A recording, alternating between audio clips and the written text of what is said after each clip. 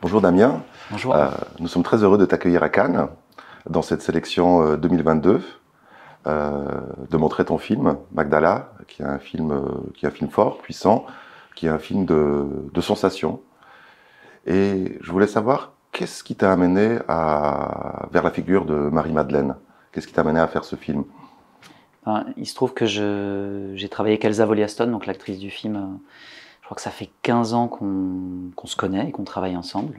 À la base, je l'avais rencontrée pour mon court-métrage La Dame aux chiens.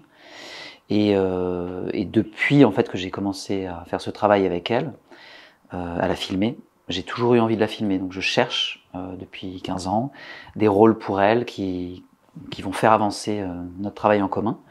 Et du coup, je l'avais filmé aussi pour Les Enfants d'Isadora, dans la dernière partie du film.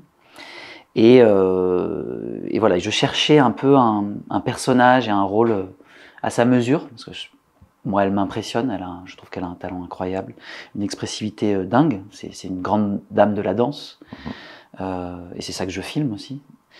Et du coup, quand j'étais en montage des Enfants d'Isadora, le tout dernier plan du film, elle lève très lentement, enfin elle est très forte dans les mouvements lents et dans l'intensité de la lenteur. Elle levait les yeux au ciel tout doucement. C'est le dernier plan du film et quand j'étais en montage, ce plan m'a bouleversé et j'ai pensé à une figure de sainte. J'ai pensé à Marie-Madeleine. Et donc j'ai eu un petit temps après pour me dire est-ce que Elsa en Marie-Madeleine, est-ce que ça colle, quel est ce projet? Mais c'est vraiment parti d'une image, c'est ça qui m'a intéressé. Et j'ai commencé donc à réfléchir au personnage de Marie-Madeleine, à m'enseigner, à voir qu'en fait c'est un personnage qui a traversé toute l'histoire de la peinture.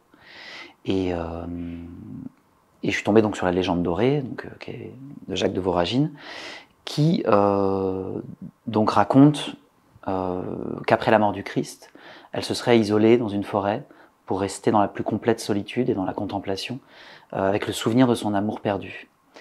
Et on sait juste aussi, enfin c'est ce qu'il écrit, hein, qu'à la fin de sa vie, dans cette forêt, donc les anges l'auraient emporté au ciel. Donc c'est peu d'informations, mais ça me laisse, en tant que cinéaste, tout un espace de fantasme pour réfléchir à qu'est-ce qui se passait concrètement dans cette forêt, comment est-ce qu'elle buvait, comment est-ce qu'elle mangeait, comment est-ce qu'elle dormait, à quoi elle pensait, qu'est-ce qu'elle entendait. Et ça c'est passionnant pour un cinéaste parce que c'est un terrain qui s'ouvre de recherche et de travail. Et donc Elsa est devenue Marie-Madeleine. Et tu as parlé tout à l'heure de danse, parce que Ouais. Elsa est une grande danseuse, une grande chorégraphe, mais je sais que toi-même, tu as été danseur. Tout à fait. Et est-ce que la danse a été importante dans votre rapport, d'autant que ton cinéma est très centré sur le corps? La danse, c'est l'expression à travers le corps. Alors, quel rôle, justement, la danse a joué dans ce film? Est-ce qu'on peut dire que c'est un film dansé? Je sais pas si on peut dire ça comme ça, mais en tout cas, on peut dire peut-être que la personne qui observe a un regard de danseur.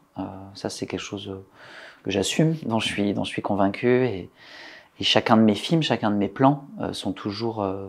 je les observe toujours comme si les gestes quotidiens étaient dansés. Alors évidemment, parfois ça bascule dans la danse, comme dans mon film précédent, Les Enfants d'Isadora. Mais sur Magdala, on est sur des mouvements qui sont des mouvements très concrets,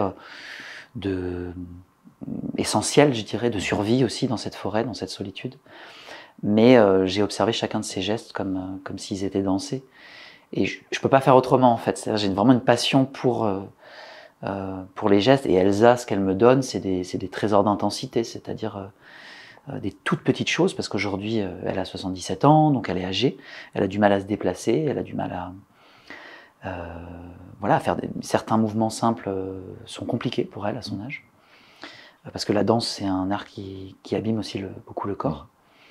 Mais du coup, Elsa a appris à mettre toute l'intensité qu'elle porte dans des gestes très très simples.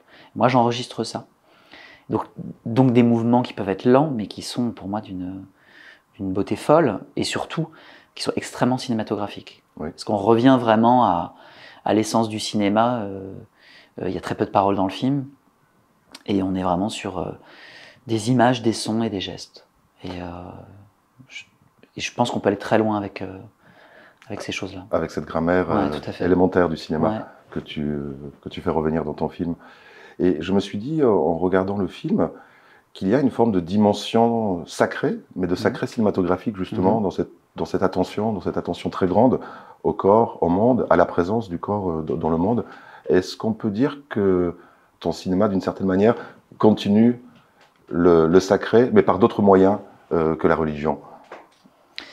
Ouais, c'est marrant parce que hier soir à la projection, notamment un retour que j'ai eu, c'est une personne qui est venue me voir et qui m'a dit: je suis pas croyant, mais pendant votre film j'ai cru en Dieu pendant 1h30. et c'était intéressant, je pense que le cinéma peut travaille ces questions-là, mais par essence en fait. L'art est spirituel. Et voilà, moi non plus je suis pas croyant, pourtant je fais un film là-dessus, je m'empare de ce sujet, de ce personnage. Et ça a à voir avec des choses très simples, mais qu'on n'a plus l'habitude en fait ou qu'on peut ressentir parfois dans notre corps, dans notre cœur, mais c'est fugace. C'est des moments un peu d'épiphanie qu'on peut avoir dans la vie. Et quand on se balade dans la nature, quand on aime quelqu'un, il y a des moments comme ça où ça nous prend en fait cette sensation de sacré, appelons-le comme ça. Moi, j'essaye de la cultiver. J'essaye que mon film soit une sorte de traversée en fait de ça, et qu'il y ait plusieurs moments dans le film qui puissent toucher les gens à cet endroit-là. Et c'est un endroit assez particulier où on a l'impression que presque que le monde, donc là c'est l'image, vient nous rencontrer et a quelque chose à nous dire. Et voilà, moi je suis tendu vers cette question-là quand je fais le film, mais ça me vient plus du cinéma que de l'étude de la religion. Je comprends. Et en même temps, tu m'as dit lors de la discussion que tes références finalement étaient assez peu cinématographiques, c'est-à-dire que tu avais beaucoup puisé tes références plutôt dans la peinture, dans la sculpture, et dans une histoire de l'art que je dirais longue par rapport à l'histoire courte du cinéma. J'ai toujours, étrangement, pour créer des films, pour les fabriquer, j'ai toujours cherché mes sources d'inspiration ailleurs que dans le cinéma. Non pas que je n'aime pas le cinéma, mais je sais pas expliquer. Pour moi, c'est plus naturel en fait d'aller chercher dans la danse, d'aller chercher dans le théâtre, d'aller chercher dans la littérature ou dans la peinture des inspirations pour mes films.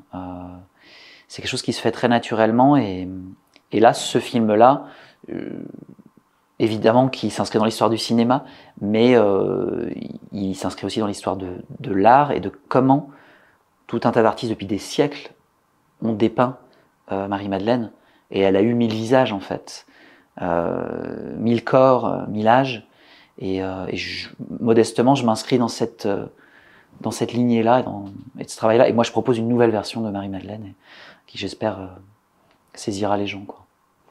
Damien, je te remercie. Merci. Et je voudrais rappeler que le film de Damien sort le 20 juillet. Le 20 juillet par Météor Film, ouais. Absolument, et donc c'est un film absolument magnifique que je vous invite chaleureusement à aller voir.